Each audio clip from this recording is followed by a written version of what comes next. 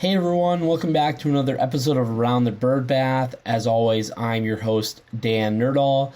And on today's episode, we're going to be breaking down the big win over I-35 rivals Texas State, the rematch from last month where Texas State won in the slugfest 14-13.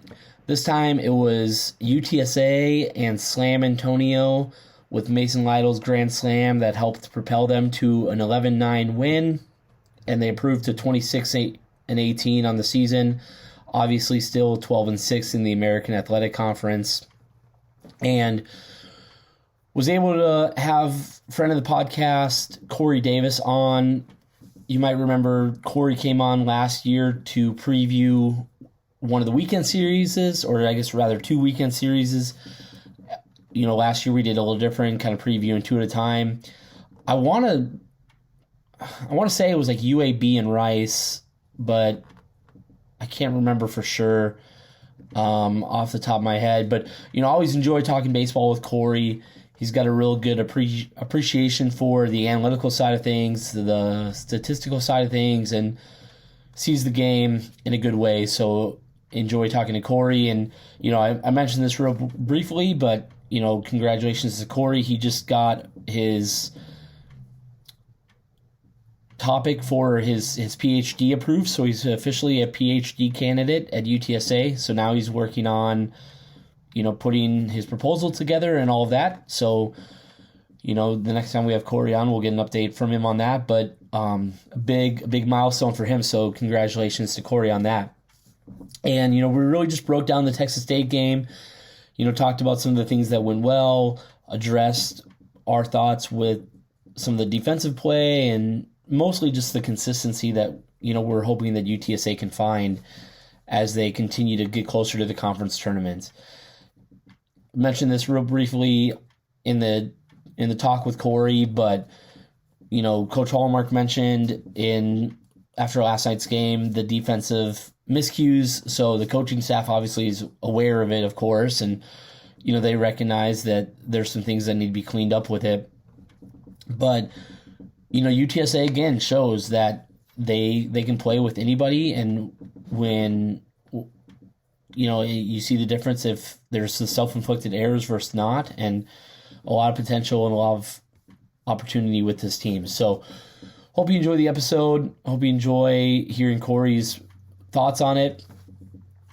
Again, want to give a big shout out to all of our Patreons who make these episodes possible and allow us at Alamo Audible to bring you this content and bring you these episodes, and always have an episode ready at your fingertips. Got another Where Are They Now right around the corner. That's probably going to drop next week, since again next week there won't be a midweek game. So we'll drop that in place of it. And then, of course, going to have the series preview against the Wichita State Shockers coming into the Bird Bath this weekend. Just, 7 more home games. So 3 against Wichita, then they have a Tuesday off, then 3 against South Florida.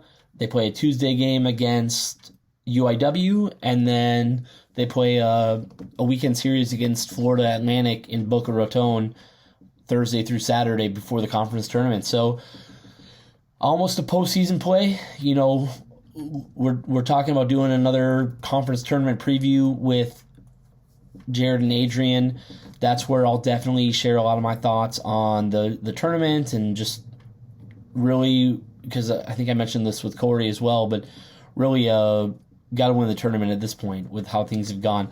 But a lot to happen before we get to that point.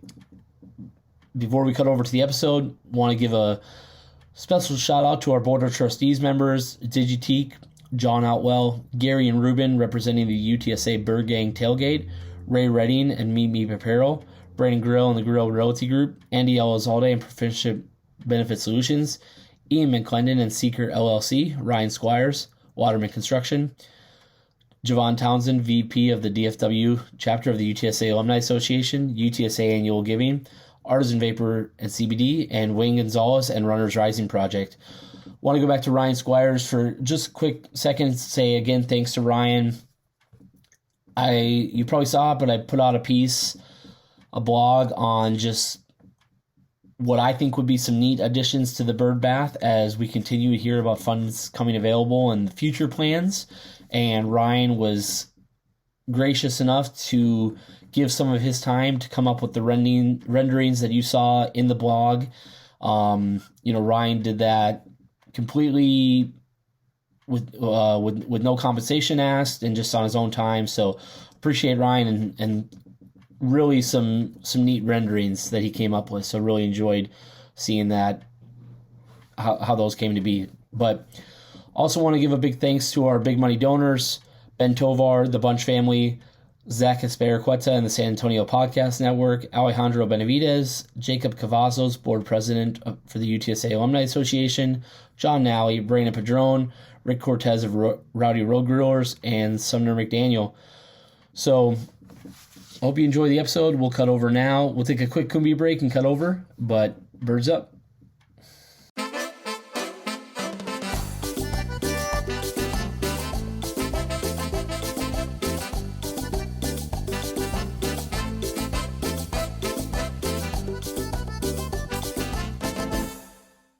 All right, everyone, welcome back from the Kumbia break. And as you heard in the introduction, recapping the Tuesday win over Texas State, the Battle of I-35, and very fortunate and excited to have friend of the podcast, Cory Davis, back with us.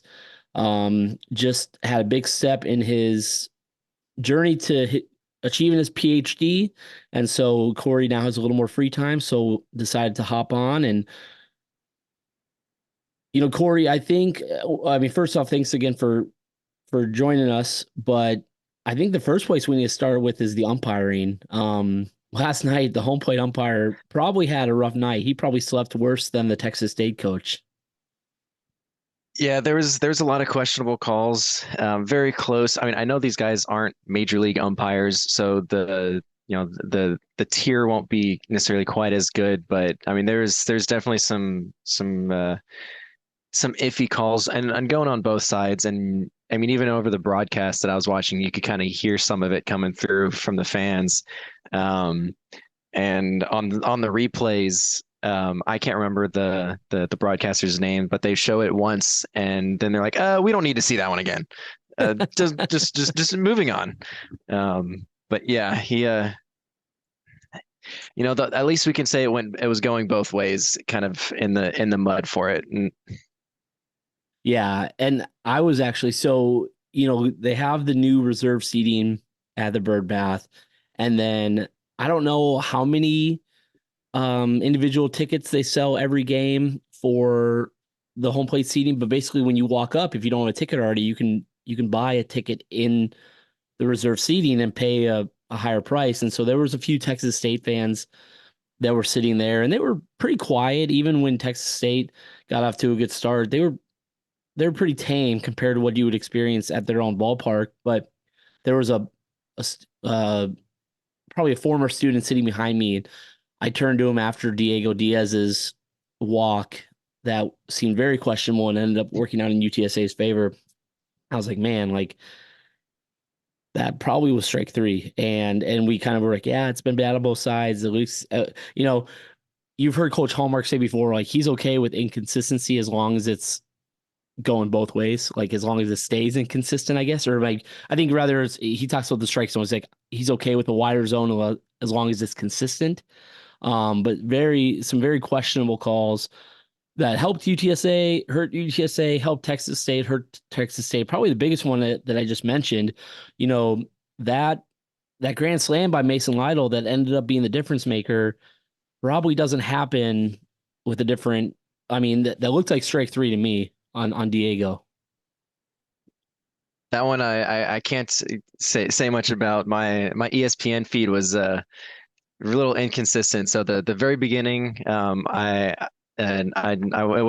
missed, and unfortunately, yeah, the fourth inning, especially the bottom half of the fourth was unwatchable for myself. So when the feed came back, then I saw the score and was like, what just happened here. So I went to Twitter and found the videos of it then. So, but it's nice to see. Maybe I need to step out a little bit more. Yeah, and maybe it's by design. Maybe it was a it's a conveniently planned Yeah, stream the baseball outage. gods were deciding Yeah. that one. Yeah, like we don't want video evidence of this one. And it's hard. I mean, like you talked about, like these guys are doing it part-time. I don't know if they have like aspirations to get to the minor league system and work their way up, or if it's just something they like doing in their free time. Probably the latter. And I joke with college athletics is like, in baseball, you've got the pitcher who may be playing in the major league someday, and then the batter that he's thrown to is probably going to be doing his taxes someday. Like you still have a wide range of these guys that unfortunately this is going to be the final stop for them in their playing career. And it is what it is. I think fans understand it, but they also like are going to let the umpire hear it. And so We're sports fans, that's what we do, especially with umpiring. yeah. And we'll continue talking about maybe the not so good. That first inning, which you did have stream coverage for, that it just seemed like every single thing that could go wrong, or like just like UTSA defense couldn't get in a groove, like pitching couldn't get in a groove. There was multiple just self-inflicted errors that made a longer first inning turn into an even longer first inning that really, at first it looked like it wasn't going to be that big of a deal on the scoreboard, and then everything kind of just all happened at once.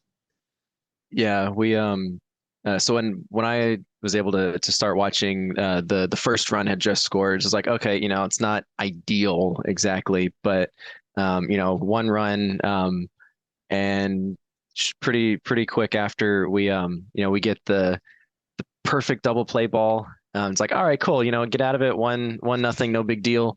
And then, well, we saw the fumble on that. We at least get the out at second.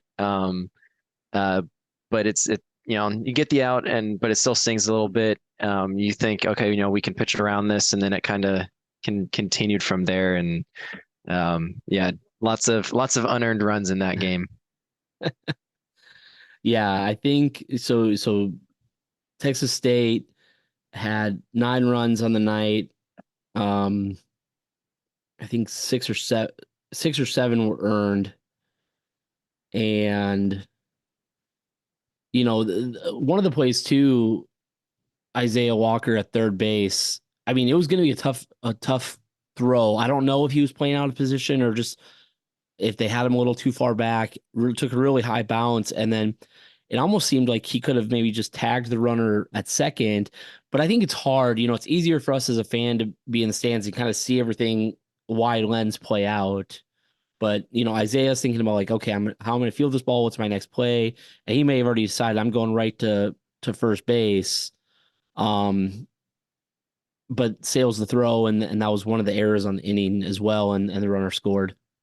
And I don't remember specifically if at that time if there was a runner on first. Um, but generally in that scenario, I mean, you're going to see and immediately, your job, I'm going to first no matter what. I don't believe there was a runner on first at the time. So the second base runner generally isn't going to, at least they'll keep their distance a bit to make sure the throw goes over first. But yeah, on the feed, it definitely looked like he could have easily gotten the out tag, but ends up throwing it a little bit in the dirt, and it wasn't picked, and so scores another run, and it is what it is. It was very unfortunate, but a lot of these things in recent games, and it's something that needs to be cleaned up, and hopefully they're able to do that, because it'll definitely I mean it costs a lot of runs, and in those small sample sizes, once the tournament appears, those could be huge. Yeah, for sure. And I think that's, you look back on different series even if we focus specifically on the conference series, because that's who they're going to be playing in the tournament of, obviously, they'll have games where they don't play very well. Like on the defensive side of things. Like maybe they don't hit well either, but that just those ebbs and flows come with baseball. I mean, that's why they say like, even the best hitters, making out 7 out of 10 times on average. But you look back at these series and they outside of Tulane, they've dropped at least a game every weekend. It's like, okay, so you still win series, you still feel good about it. You can be like, well, we kind of, just didn't play great on that day. But in the tournament, now you're talking about that day you don't play great sends you to the losers bracket or sends you home. And just with where their RPI is at, where their opportunity for RPI is at, it's really most of the season, but now it's definitely here is kind of win the tournament or bust. Like there's not going to be an at-large opportunity, in my opinion. And so you're going to have to put it together. The good thing is, you listen to Coach Hallmark talk and they're aware of it. I mean, I would hope anybody who watches baseball consistently recognizes it, but it's not something like the coaches are caught by surprise. They know it's an issue. They know it needs to be worked on. They know needs to be cleaned up. Now it's just a matter of if it can happen or not. Yeah, and those are always a slow process. Rep by rep, get a little bit better, and then you just hope that translates over to to the performance, so to speak, on game day. We've always I know a lot of the listeners and myself and Adrian have been in performance scenarios where you put in the work in, it doesn't necessarily always translate to to the show. So that's all I can hope for. You put in the work and hope it translates. Do you think, because I've seen this come up a little bit, I've seen it come across my feed on Twitter a little bit. Do you think there's any, I guess, weight behind the idea of some of these guys are moving around too much? They can't get consistency on the infield. I mean, there's some new players, there's some young players. Diego's young. Mark Henning was kind of filling in. Like he's the routine first baseman now, and then third base is kind of a revolving door of some guys. But do you think there's any truth to that with some of the defensive play that guys are just having a hard time with the chemistry out there, or what would you credit it to? I don't know if I necessarily say chemistry, or at least chemistry between the players, because everyone you relatively you have your job and everyone knows what your job should be. But I definitely believe from an execution standpoint, when you are moving around a lot, you're not going to have as many reps in one place. So you're not going to have as many reps of throwing from third. So it's going to be a little bit further from the other infield positions, or if you're coming in from the outfield, you're not going to have quite as many reps. So it definitely is going to be playing a factor. They'll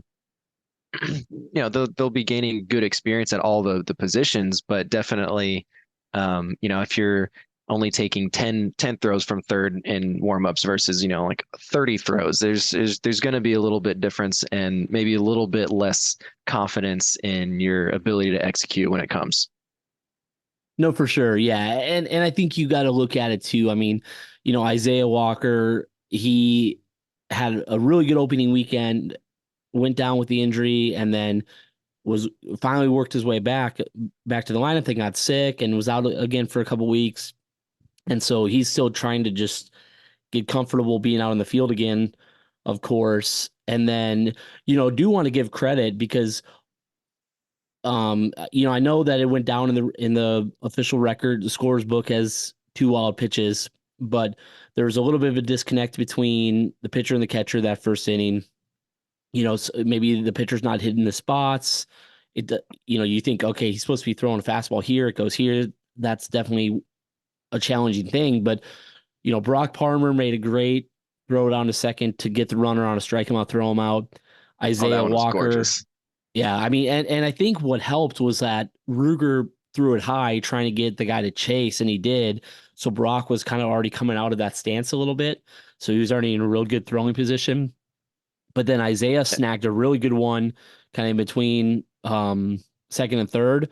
And then Diego, it was a routine play, but after he bobbled what looked like was going to be a double play, he actually had one come up on him a little more aggressively and fielded it pretty routine. So all three guys, you know, for Parmer picking up the battery and then Isaiah and Diego picking themselves up, like all three guys continue to make good plays. So the potential's there. They just got to have the good a little more than the bad, you know? Yeah, and with Palmer, he didn't have the I don't say he had the issues because most of the wild pitches were in the first inning, but at least with those the first couple of pitchers with Beard and Orlowski, they were definitely a little bit on the wild side. That kind of definitely, even if it's a wild pitch, you still kind of expect or at least hope your catcher to pick him up. Um, but and all the guys in other parts of the game showed they can field their positions. It's just all consistency. Yeah, for sure. Um, so let's talk a little bit about the hitting. You know, 12 hits on the night, 2 home runs. After it looked like, oh great, here we go again. It's 5-0. It's going to be just like it was last month in San Marcos. Matt King gets things started with a home run. And I even told someone this last night. It was neat because if the listeners remember, it was last year in this game at the Bird Bath that Matt had the home run, no home run call down the foul pole line. And I put my best version of the grassy knoll video on YouTube breaking down the sequence. But this time Matt leaves it up to No Doubt. Home run gets him on the board. Um, they've had 3 home runs the last 2 games after, kind of having a little bit of a span there where they weren't hitting these. So I know you didn't see the grand slam, but what were your takeaways about the hitting in general? I mean, a lot of what we've seen all season from UTSA, beating out infield singles, finding doubles in the gaps. No, it was good. There's a lot for the most part. The pitches, and King's swing was great. I wish it's one of those. I wish we had Statcast numbers for those because at least on the and so they just kept putting up good at bats. I know some of, at least from my observation of the Texas State pitchers, some of them also were a little bit wild. But some of their guys that still, like when they had a guy that was pitching late in the game. I had his name, Peyton Zabel. I don't. I'm assuming that that's how it's pronounced. Dude strikes out a ton of guys. On the season, he's like 13 and a half strikeouts per 9. All right, sorry about that. I think we're back. The Hey, last I heard was his strikeouts per 9 you were talking about for Zabel. Oh yeah. So they put up good at bats against a lot of their pitchers tonight. And the example I was using was Zabel, who strikes out. His ERA for the season is about a 5.6, but if you look at his runs allowed, including his, stuff, all the runs scored from errors, his runs allowed per 9 is actually 8. So he's very scoreable off of, as long as you don't, you're either going to strike out or you're going to do some damage on him. And so it seemed for him, they did that pretty well. And throughout, with the exception of I guess the first time through the lineup, definitely struggled a bit. But then the second time they started being able to see Roby, they put some really good swings on him. Yeah, and you can see that with guys that are real strikeout heavy, especially I think at the college level. If you've got a good eye for it, or if he's throwing in the strike zone and you're picking it up good, maybe you're sitting on a pitch or something. That's probably where that damage can come from. UTSA did strike out 15 times. They only drew 2 walks. They did have 2 guys get hit by pitch, so they had 4 reach, 4 free passes. But a lot of those 15 strikeouts probably came against Zabel, and you could tell, you saw both from UTSA and Texas State how bad they wanted that win last night. with, giving Robert, even if it's a bullpen session, giving Robert Orlowski the first inning, bringing Ruger in like the fifth, um, with one out, and then them bringing Zabel in to kind of, hey, let's get some strikeouts, let's quiet things down a little bit, and then UTSA puts up that three spot in the sixth that gave a more comfortable lead on Isaiah Walker's double. But yeah, and that's the thing too. Like UTSA did a much better job of bringing runners in. They only left 6 runners on base, so that was good. But the strikeouts definitely a little high. And how do you feel about the argument? Because you'll hear this in modern analytics, I guess, like strikeouts aren't as bad as they used to be because at least it's not a double play or it's just a regular out. Do you subscribe to that, or are you kind of old fashioned in that you still don't like strikeouts? I Strikeouts are fine to a point, I think. If you're just rolling over to, a weak ground ball is short, it's versus a strikeout, it doesn't make just for me, I want to see good quality contact. If you're gonna miss, make it be a miss on a really good pitch. Um, Make it close. I don't going to professional. If you're looking at like a guy like Aaron Judge, who incredibly good hitter, but he strikes out a ton. In all of my watching with the Astros and Yankees series, where they were able to basically, he did, at times he did some damage, but for the most part, he was a relative non-factor in things. Um, so there's a balance. I want to see as much contact and putting the ball in play as possible, but it needs to be good contact. But in college, since the fielders are not going to be major league quality, I think I lean a bit more to just put the ball in play. These guys are much more. Yeah, I'm sorry about that. The internet's being a little spotty, so you cut out a little bit. But I think I got most of what you're saying. Okay. It all depends on, and I'm sure the listeners heard it. Um, it all depends on the quality of bat, and I agree with that. Do want to give, as at least on my end, as I kind of wrap up my thoughts, want to give kudos to Matt King again. Was just a triple shy of the cycle, and Matt's someone that definitely has the speed to where he could have got it. And it's funny because he came up for his final at bat, would be his final at bat of the game, and kind of hit a slow chopper. I was like, well, that's not going to do it. And he ended up getting to second base and almost got to third, on a throwing error and everything. So, of course, it wouldn't have been a triple, but got on base every at bat, 3 for 4 because obviously the error, but then also the walk. So got on base 4 out of 5 at bats, and then even with the error ended up. So, Matt's someone he's been playing since his freshman year. Great to have that leadership in the infield and at the plate. And you can tell, you've seen through a few different games this season when Matt kind of turns it on and the rest of the guys get behind him. It's like, okay, it's time to go. You see that with Caleb Hill, Mason Lytle. I know he's a newcomer. Mason's offering that too. And so some good leadership, at the plate and in the field. And I think that's going to be vital if they want to have a good tournament run, because it's going to, I've said it before, but in my opinion, everyone kind of talks about the Tuesday games. Some people approach them differently, but I feel like a Tuesday game is a perfect recreation or preview of what a tournament game could look like. Yeah, you come in, you get one shot at these guys, and that's it. So you got to come in and take advantage as much as you can. And every team needs an emotional leader, so the guy that's going to fire everyone up.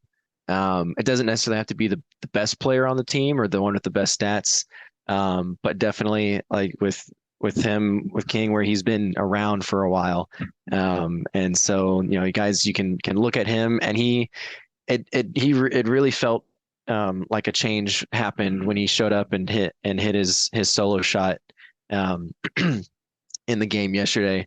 At least just watching from TV, you could feel a difference in the way, not just the fans were looking at it, but also a little bit in the demeanor of some of the players. There's definitely more energy, and guys were just more ready to go and just continue to chip away little by little, and it worked out. You got to do that in especially in these one-shot games in order to make sure that you're. All right, I apologize. It cut out again at the end there. Hopefully they got it. I really apologize for the connectivity issues. Yeah, I'm not sure who is when end of things that's coming from, but yeah, there's been a little bit of connectivity issues. Um, well, so again, for those listening, apologies for the connection issues. Hopefully you heard what Cory was talking about, but we were just wrapping up, our thoughts about Matt and leadership. And Cory, we probably, I mean, we're getting to the end anyway. I think we've kind of covered most of the high points without nitpicking anything. But wrapping up, any final takeaways from you? Anything that stood out? Any individual group performances you wanted to mention, or what caught your eye? Most of it was just completing your plays, completing the plays that you have in front of you, but also taking advantage of the plays that the other teams don't complete. So as we saw with the first inning on our defensive side, we didn't complete our plays, and Texas State took advantage. But on the other end, we were able to take advantage of it. In the sixth inning when with Walker's 3-run double. I Palmer that he got on with the drop third strike. I think it was And Tauzig. okay. Yeah, where they weren't able to to finish that out, but we were able to take that and take advantage of it, and scored 3 runs off of that. So yeah, take advantage of what you're given, and finish out what you need to do, so you're not on the other side of that and being taken advantage of for your mistakes. Yeah, for sure. And on that note, too, want to give a kudos to Braylon Owens as well. Had a real nice pickoff at first for a runner at first base that, even Texas State like right away went to the replay, challenged it right away. Uh, not sure how close it was. Obviously, we've learned with replay call on the field is a huge determinant of it, but a big momentum shift in a point where the game was still kind of like, UTSA was still down a run. Um, Texas State could have had some opportunities, and then Mark Henning had a real good snag at first base. Again, on replay or on the TV broadcast, not sure how close it was to actually getting past him, but a point of the game where that gets past him, and it could have really carried the momentum to tying the game up. So some back and forth on the defense as we already talked about, but again, just finding that consistency. Yeah, and I'll say on the pickoff from the TV broadcast, looked very nice, but when they went back to the replay on it, you couldn't see anything, actually, and it's because Owen's legs were so big that from that angle, you did not see the glove at all. Yeah. So the replay of it was actually pretty useless. So there was never going to be anything that they were going to have, but extrapolating how just physics and arms move, it looked pretty good. Yeah. Yeah, and they had a couple. I mean, they've definitely got a few guys on the team that have a nice pickoff move. So maybe they can have that in their back pocket as well. So, well, Cory, thanks again. Thanks for working through the Wi-Fi issues. I think we got most of your thoughts, and just a good win. It wasn't a perfect win, wasn't a perfect game, but a big win, and especially for a lot of these seniors last time playing Texas State, probably felt good to beat them on your own field, and hopefully they can ride that momentum into this weekend and into the tournament in a few weeks. Yeah, looking good. There's I believe three series left for the year, and one more midweek strong and really get into the tournament and see what happens. Yeah, no, for sure.